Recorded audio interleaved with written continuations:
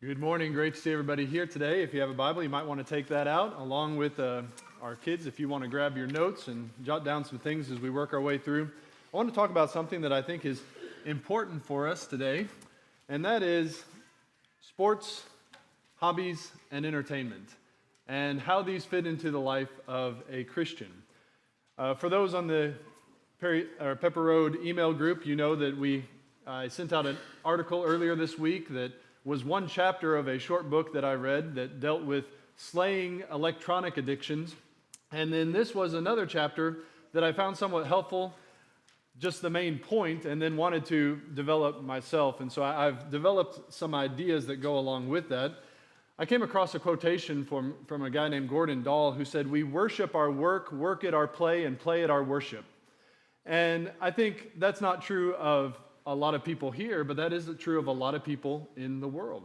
That we tend to just think worship is something that we add to our schedule. This is kind of the entertaining, religious side of our life, but really what life is all about is making a good living and also having fun when we can, and we'll go to any lengths to have fun when we are able. So that we get to a point as a society in which it almost becomes an idol to us when we talk about leisure. That leisure is a god, that a baseball player can be superhuman hero, that a book series could be sacred to us, or a video game could be worshiped, but it need not be so. And what I hope to impress upon us this morning is not that you have to give up all leisure in order to be a Christian. We're going to in fact see that leisure is a good thing, and that's going to be kind of piggybacking off of Stephen's lessons on work and rest.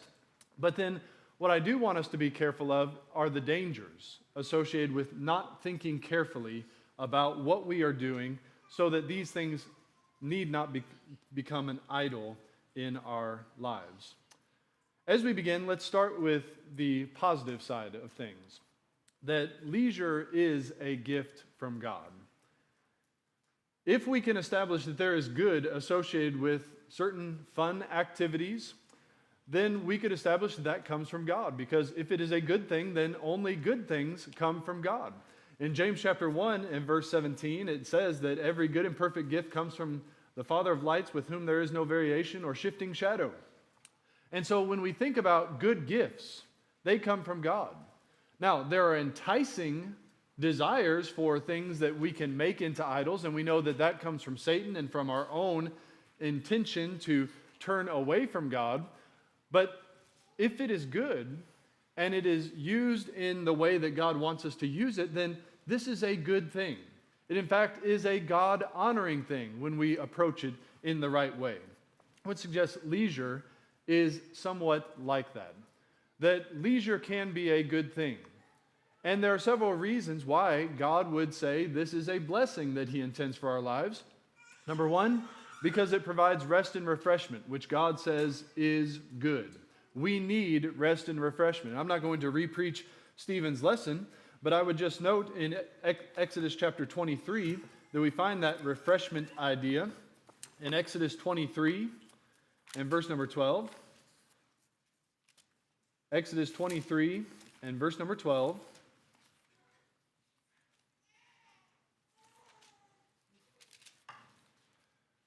The Bible says, 6 days you are to do your work, and on the seventh day you shall rest, so that your ox and your donkey may rest, and the son of your maidservant, as well as your sojourner, may refresh themselves. Now that word refresh is somewhat interesting, because when you turn over to the book, to chapter 31 and verse 17, that same word is used of God. As He is the standard upon which the Sabbath keeping was observed, it says that God rested and was refreshed, that He enjoyed the fruit of His work. And in the same way, I think that's the idea of refreshment for us. Granted, as physical beings, we do need to let our body settle and recover itself. That's not true of God. But the refreshment idea can also be that you are simply enjoying the fruit of your labor. And so God sees leisure, rest, relaxation as a good thing that allows us to enjoy the fruit of our labor. Secondly, it can teach us discipline. When we think about leisure, whether we're talking about sports, hobbies, entertainment, it can teach us to discipline ourselves, and it can bring discipline into our lives. In fact, look with me in 1 Timothy chapter 4, please. 1 Timothy chapter 4. 1 Timothy chapter 4, verses 7 and 8. But refuse godless myths fit only for old women. On the other hand, train yourself for the purpose of godliness. Now notice already that he's using some exercise terminology of training yourself to godliness. Verse 8, for bodily training is only of little profit, but godliness is profitable for all things, since it holds promise for the present life and also for the life to come. Now he says, keep things in balance, but understand that there is some profit that comes from bodily training.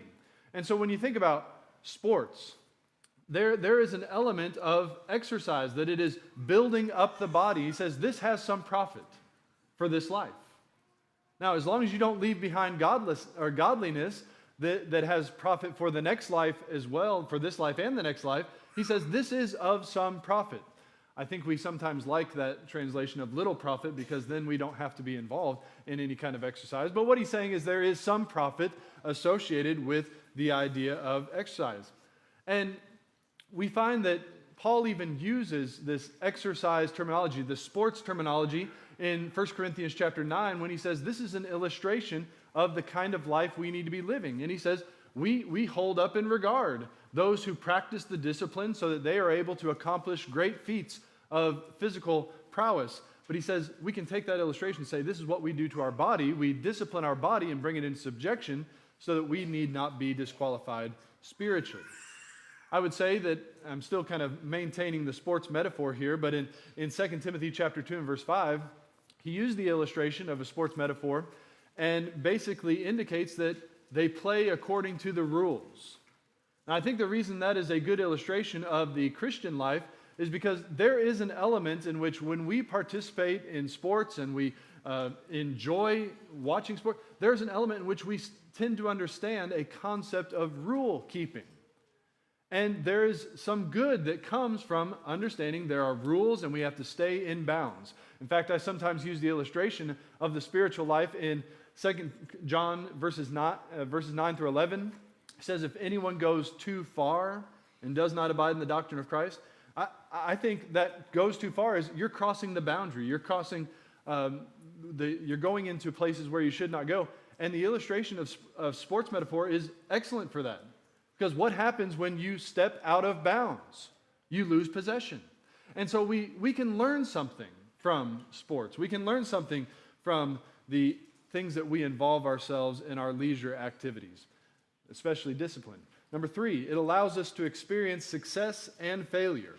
It allows us to experience success and failure. We may not always think of this as a blessing, especially when we are young and on the team, or when we lose the game, or we can't get to a point where we get to a save spot and we just happen to lose all of our progress. Whatever you might be talking about, what this teaches us is when we handle these things correctly, it teaches us, yes, there is good that comes from victory. And we don't all need participation trophies. We need to experience wins, because that shows us something about what is coming, that there is victory in a spiritual sense as well. But we also need to experience failure, because we will experience failure in this life. And it's okay whenever our son or our daughter doesn't win, when they put in all the effort. It's okay whenever they want to get to a certain point in a game and the time has ended and you say, no, you have to stop there, and you lose some progress. When you don't get to finish the show that you want to finish because something more pressing comes. To experience both success and failure is good for this life. It gives us some training that we need. And so God could say, this is a good thing. I'll illustrate from that. In fact, I'm not going to turn over and read it, but Philippians chapter 4, Paul said, by the circumstances in life, the things I've experienced, I've learned the secret of contentment. Why? Because he knew what it was to win and to lose, to abound and to suffer loss. Fourthly, it promotes personal and family growth. I'm going to look at this from the negative side in the next point, but I would note that leisure activities can actually bring the family closer together. Our family, we don't get to go as often as we like, but we've done a bit of camping in our life. And that does take up time where you say, I could be doing this instead. I could be being productive on this work project. I could be going and helping other people. But it might be that there is some good that comes just from getting away with your family, with no devices, and sitting down together and doing something. There is benefit that comes from that. In fact, as God is instructing his people in Deuteronomy, he talks about all different places you might be. He says these are all opportunities for you to teach them about God and how they can love God. And so even in those activities, maybe sitting in front of the TV and watching our favorite team play is going to be something that brings our family together. Now, in some households, it might split them apart depending on who's playing. But the point would be that this is an opportunity that could be used to draw the family together. And, might I suggest, that as fathers who are supposed to teach their children and bring them up in the nurture and admonition of the Lord, it might be that a father taking off a little bit of time from work so that he can help his son or daughter in a certain sport or game, that he is going to be able to guide them in the way they should approach those things. So it's a God-honoring way of approaching those things.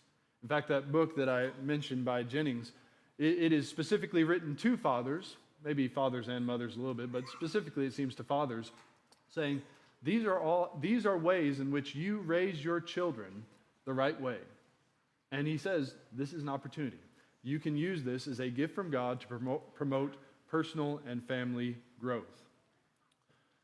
Now, the last point I want to make here is that it gives us an opportunity to thank God for his care. It gives us an opportunity to thank God for his care. Look with me in Psalm 103. Psalm 103.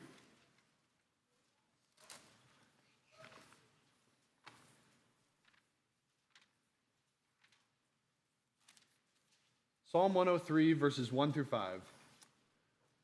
Bless Yahweh, O my soul, and all that is within me. Bless his holy name. Bless Yahweh, O my soul, and forget none of his benefits, who pardons all your iniquities, who heals all your diseases, who redeems your life from the pit, who crowns you with loving kindness and compassion, who satisfies your years with good things, so that your youth is renewed like the eagle. I would just note a couple of phrases there. His benefits and good things. Now, granted, I do think there is a spiritual focus here, as he talks about pardoning iniquity and redeeming our soul. But at the same time, I would hope we would notice that he's saying, I am being loaded down with these great benefits from God. Every blessing that comes from God, he says, what am I going to do with that? I'm going to tell my soul to praise God, to thank God for that. And so it's not unusual in our family for whenever our kids are leading a prayer to say, thank you that Grammy and Papa get to come this weekend. That takes some time away from what we might be doing, but it's time that needs to be spent. Or thank you that we get to do this, go camping this weekend, or that we get to do that. And you might say, oh, aren't those somewhat frivolous? If they're good gifts from God, let's thank him for it. And so let's say thank you. It gives us an opportunity to say thank you, to pray to God and give thanks and to praise him for all the benefits that he loads us down with on a daily basis. So, what I hope I've done at this point is at least establish that there is good associated with leisure activities, with our sports, with our hobbies, with our entertainment. As long as they are moral and we are recognizing God with them, these can be good things. These are gifts from God. But the danger for any Christian is that sometimes we can allow the gifts to cause us to forget the giver. Isn't that what happened to the people of Israel? Is that God said, when you come into the land and you experience all this abundance, don't forget from whose hand you received it. And what did they do? They forgot. And they began worshiping the creature rather than the Creator who is blessed forever. Amen. Look with me in Romans chapter 1, verses 21 through 25. This is the problem in the Gentile world as well. Romans chapter 1, verses 21 through 25.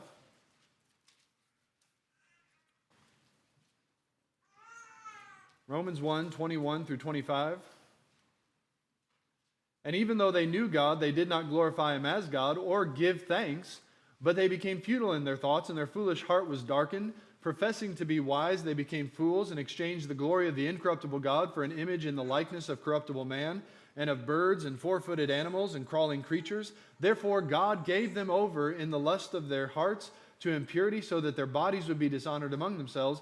And they exchanged the truth of God for a lie, and worshipped and served the creature rather than the Creator, who is blessed forever. Amen. Notice that these people forgot who gave them the creation. The creation was to point them to God, verse 20, and yet they missed God in the creation. And they began serving the creature rather than the Creator. And by extension, the specific creature of man. They worship man and animals. This is completely turning upside down the order of creation. He says, this is not how we ought to handle these things. We ought to remember God, and we ought to thank God, and instead, idolatry is when we miss both of those. We forget God, and neither are we thankful. Sports can be a great thing. Sports can become an idol that we worship. Same with video games, books, movies, our phones. All of those can have good things associated with them, but they can be dangerous if we do not keep life in perspective. There's a author, and I can't remember his name right now, but he did some writing on the story of Abraham and Isaac.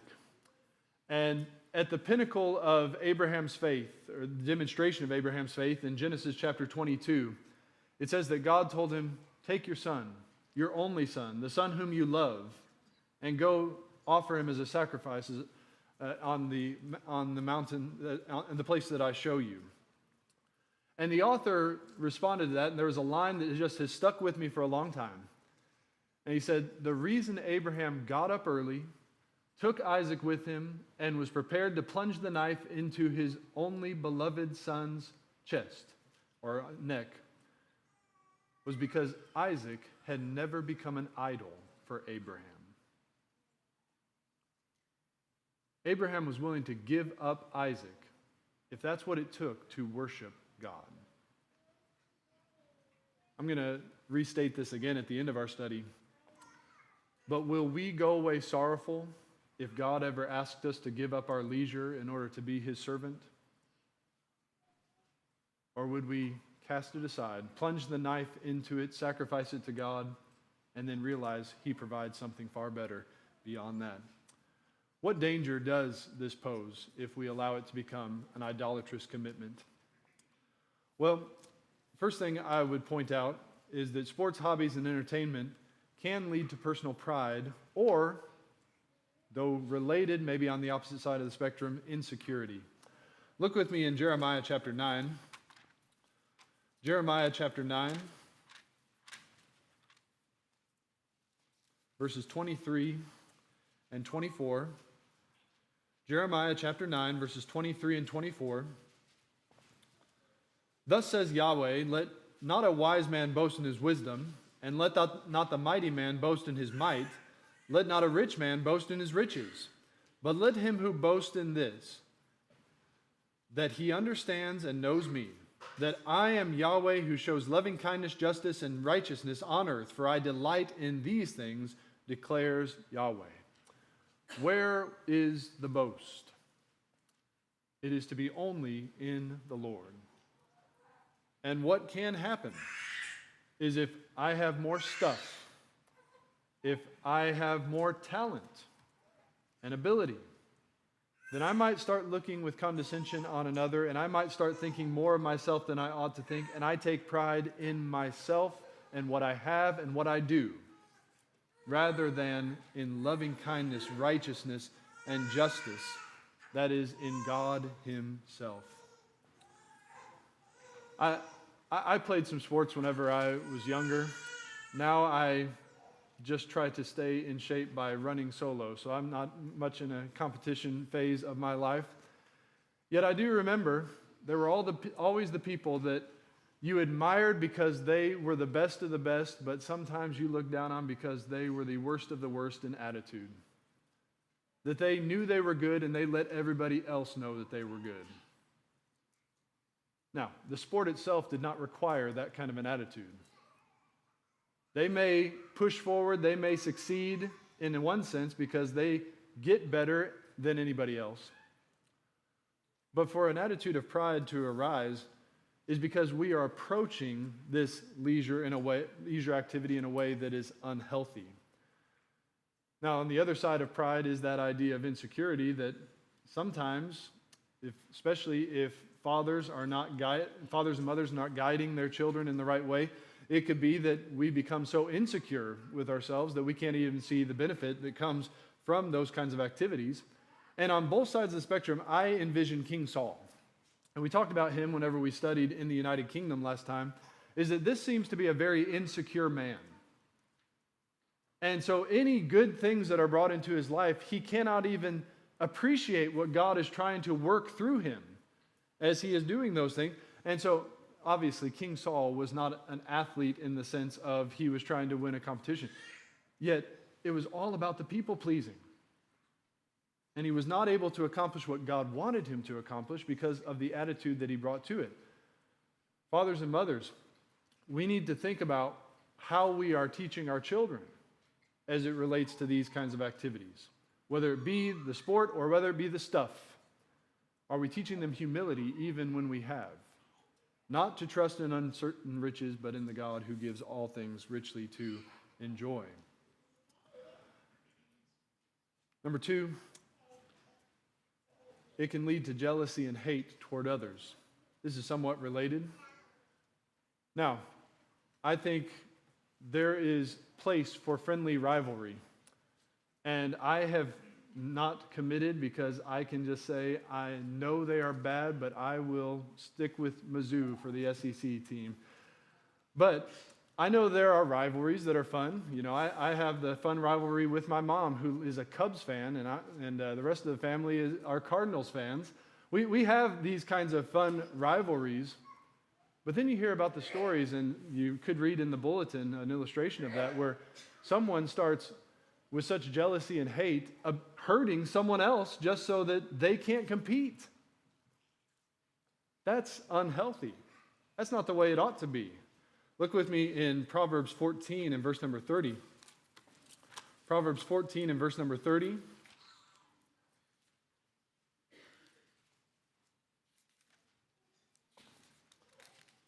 Proverbs 14 and verse 30 says, "A tranquil heart is life to the body, but jealousy is rottenness to the bones."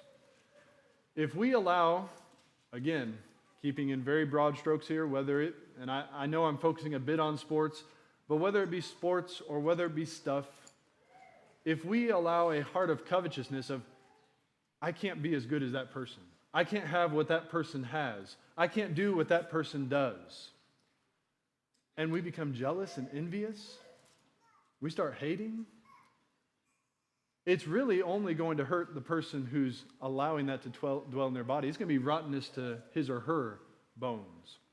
We talked a bit about jealousy and hate in our study last week in James chapter 4. Go along with that, James chapter 3. God doesn't want us to turn these good things into opportunities for jealousy and hate. Number 3, it can lead to overcommitment or laziness.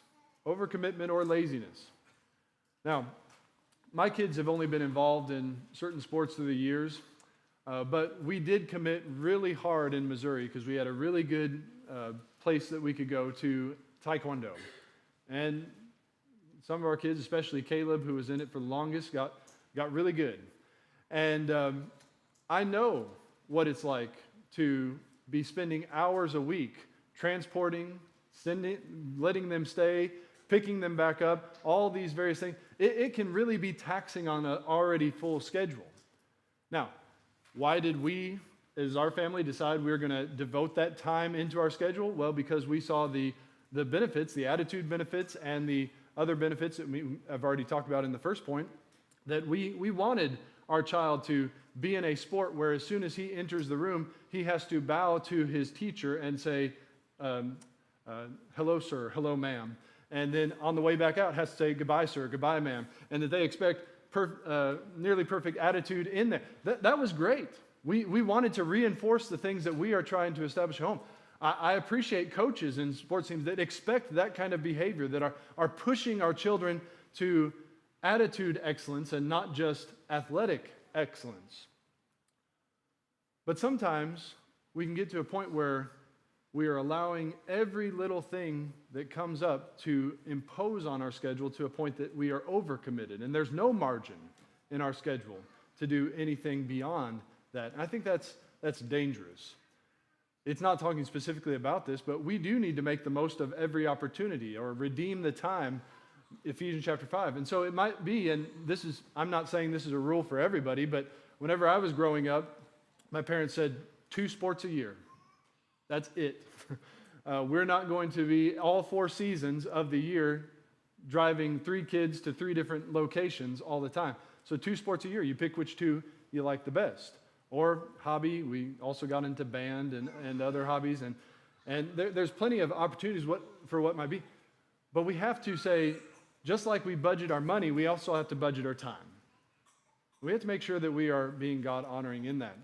Now, on the other side of that, I have laziness, where not only are we just rushing everywhere, but sometimes, and this might be more on the schedule, on the side of entertainment, whether it be movies or shows or video games, that we just sit there and veg all the time.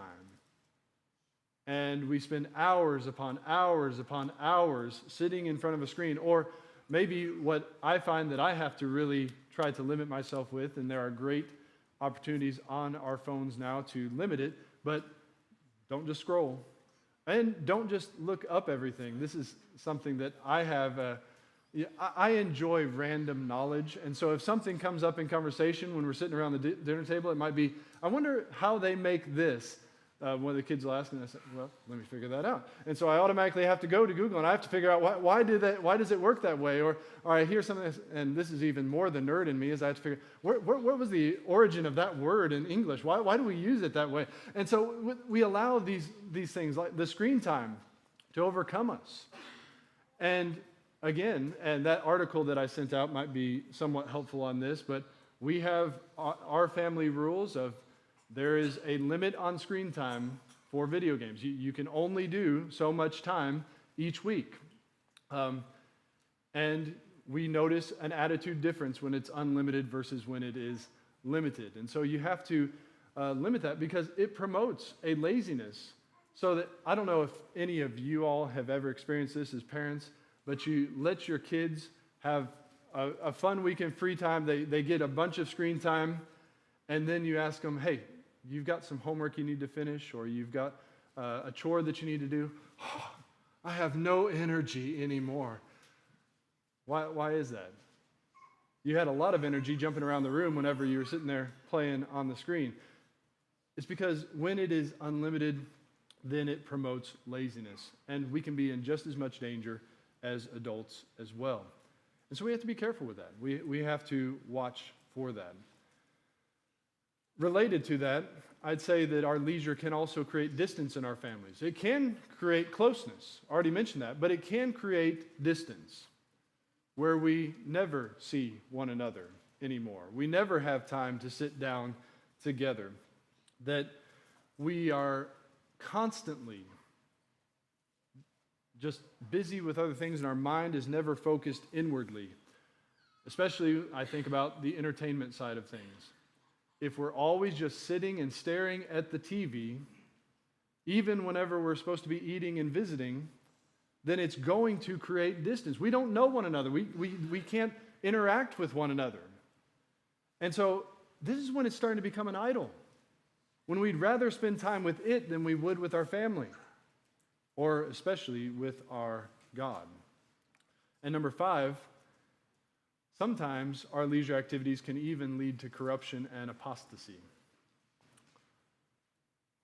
That if we get so fixated on stuff and events that we give up opportunities for growth spiritually, then we might be in danger of losing ourselves. It might be an environment that we cannot be in. It might be that we really like playing this sport, but the people that we are around are ruining us spiritually. It might be that we want to start participating in some of the evil that comes after those activities. It might be that we just lose ourselves. Look with me in Proverbs 101. Psalm 101. Psalm 101, verses 2 and 3. This is how David approached his life. He says, I will consider the way of the blameless. When will you come to me? I will walk within my house in the integrity of my heart. I will set no vile thing before my eyes. I hate the work of those who fall away. It shall not cling to me. Let me just say, I know he has a particular context, and I know he has nothing in mind as it relates to screen time or TV shows or movies. But might it be that some of those shows that we really like to watch are actually drawing us in a direction we ought not to go? You know, what was it, a decade ago? I spoke out pretty hard against the show Glee. And then a couple years after that, I spoke out really hard against Game of Thrones. And I don't even know what's popular today that a Christian has no business watching. But I will say that entertainment, it's going to be entertaining. In fact, there was a preacher one time who was sitting down with a young man, and they were watching some sports show, and a commercial came on. Blatant immodesty, nakedness. And the older preacher leaned over to the younger preacher and said, you know why they put that on there? Because they know men like you and me like to see it. There's going to be something that draws us. It will be entertaining. There will be a passing pleasure associated with it. But it corrupts. It stains. And so, as Andrew was talking about this morning, but for the benefit of those who weren't here, I heard another story related to his, is that a young man said in his college days, even though it made it very difficult, he refused to have a computer in his dorm room because he knew he could not handle that.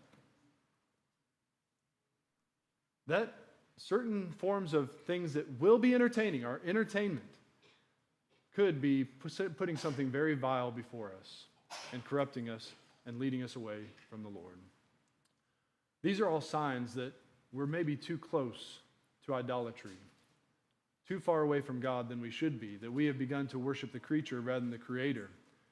So whenever we start feeling pride, jealousy, overcommitment, distance, corruption, that's where we might have to say, I know I like this, but it stops now. And it may be that this is not rules for everyone. As Stephen talked about, I can't remember which sermon it was, maybe it was even last week, that we just say, I know there are certain elements of this that are good, it stops. I can't have anything to do with it because I know what it's going to do to me. Are we willing to cut off the hand and pluck out the eye in order to make sure that we are serving the Lord? That leads us to our third point. What do we do with all this? If there is good and there is bad, how can we use the good and keep ourselves from the bad?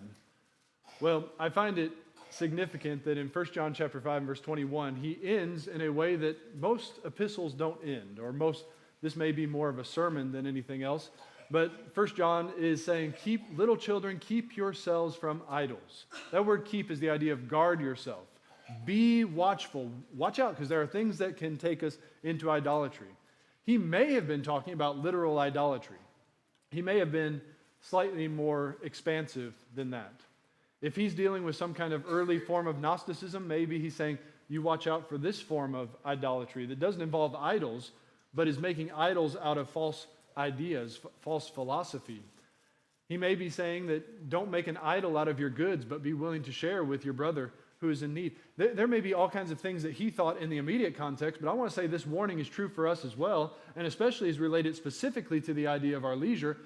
We must keep ourselves from making that an idol in our lives. How do we do that? I've got 4 quick points, and then the lesson will be yours. Number 1, as we think about our leisure, we need to run it through the grid of the reminder that God is the source of the good that we experience in this life.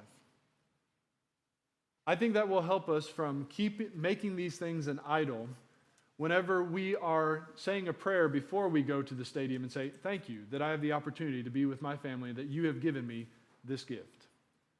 Or if it be a TV show that is wholesome, that we really enjoy watching, that we say, thank you that I live in a time and in a place where I have this luxury item in my home that 90% of the world does not have access to, where I can find a few minutes of relaxation and enjoyment. This is an opportunity for us to say, God gave this. I didn't get it for my own. I didn't get it from anybody else. God gave this good thing into my life. And when we remember that God gave it, it'll help us to remember the Creator and not forget the Creator and start worshiping the creation. Related to that, just say a quick thank you. Remember that He gave it, and then say a quick thank you for the blessing that He has given to us. In 1 Thessalonians 5 and verse 18, it says, in every circumstance, give thanks. Number 3, evaluate our inner thoughts and emotions, our conversations, and our financial and time commitments. Just like with our finances, we have to sit down and we have to make a budget of what we're going to be doing with our stuff. So also, we need to take inventory. We need to make a budget for how we're going to react and how we're going to use time and money in our fulfillment of our leisure activities. I know 2 Corinthians chapter 13 is not specifically about this, but if there is something that is becoming an idol in our life, we need to evaluate ourselves as whether we are still in the faith. And we need to say, is this a problem? I'm going to take that out of the budget because it's overtaxing me and I'm getting in debt spiritually. I need to cut that out of my life, at least part of it out of my life, it may be. Seek first the kingdom of God and His righteousness.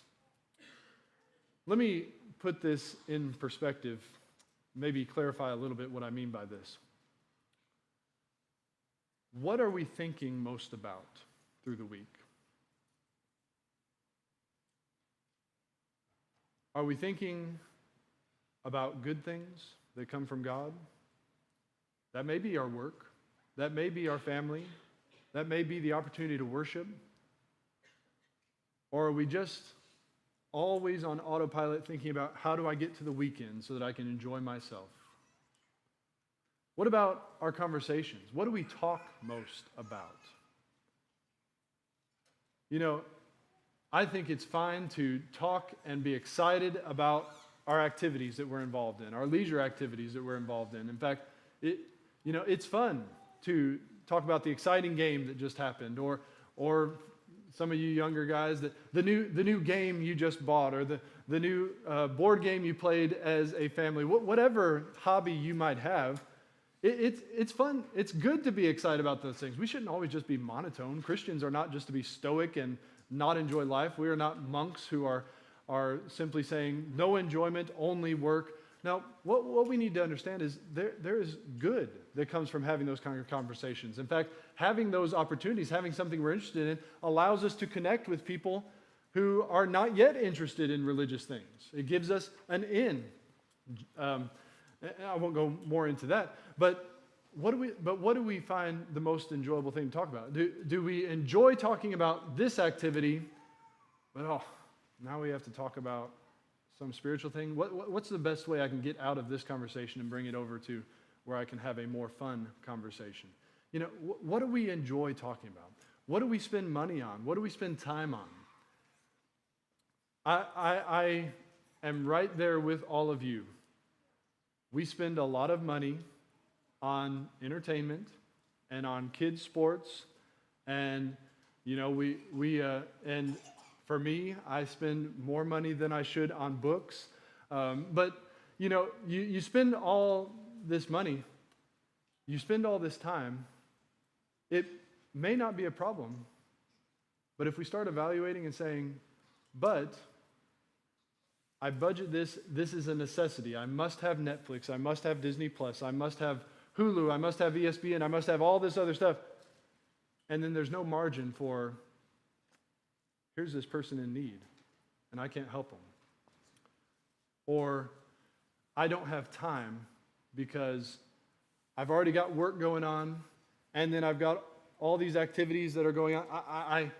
I'm just barely making it to one service a week. How do you expect me to make it to more than one service a week? Or how do you expect me to get to these other activities, these other studies that we might have?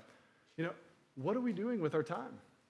It might be that as fathers, we need to sit down with our family and say, let's talk about this. Here's how we're spending our time right now. Is this the best use of our time?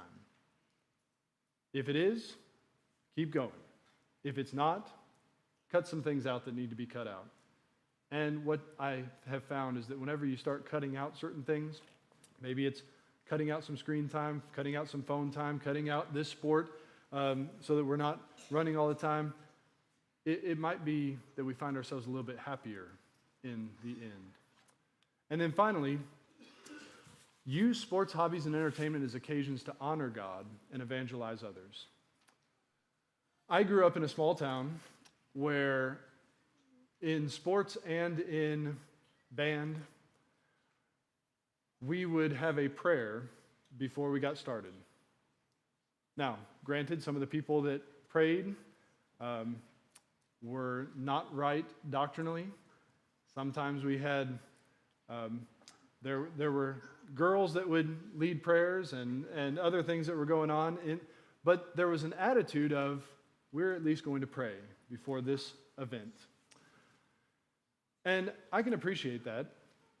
And what I would suggest is that sometimes we become so fixed on a separation of secular and spiritual that we don't allow the spiritual to interact with the secular in our individual lives.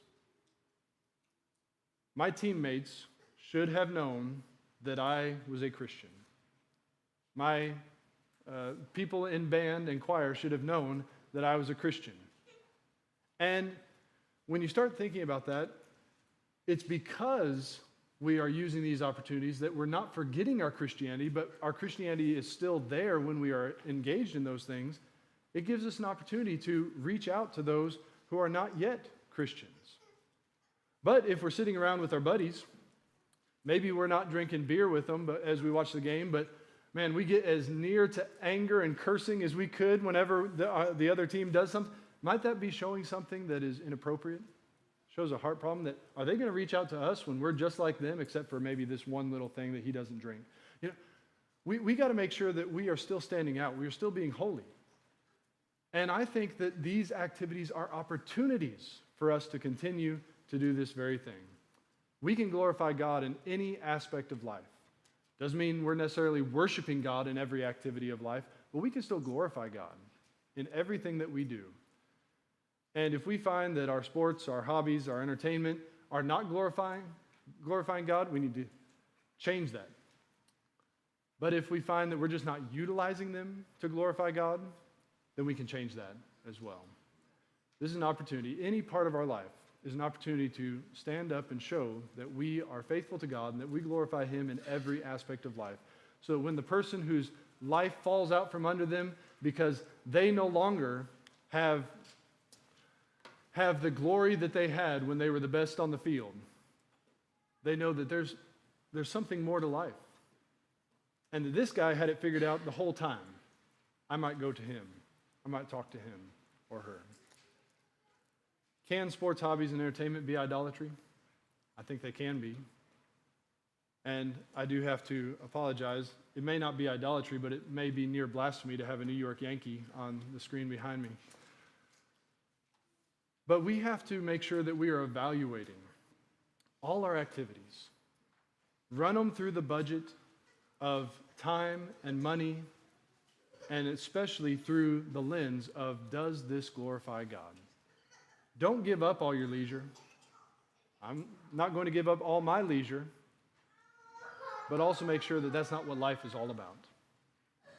Because those things will not pass through beyond. What God will remember is our labors that we have done in His service. If you need to respond to the Lord in any way, maybe there's an idol in your life that you need to chop down and you need to begin serving God anew. If we can help you in any way, why don't you come to the front as we stand and as we sing.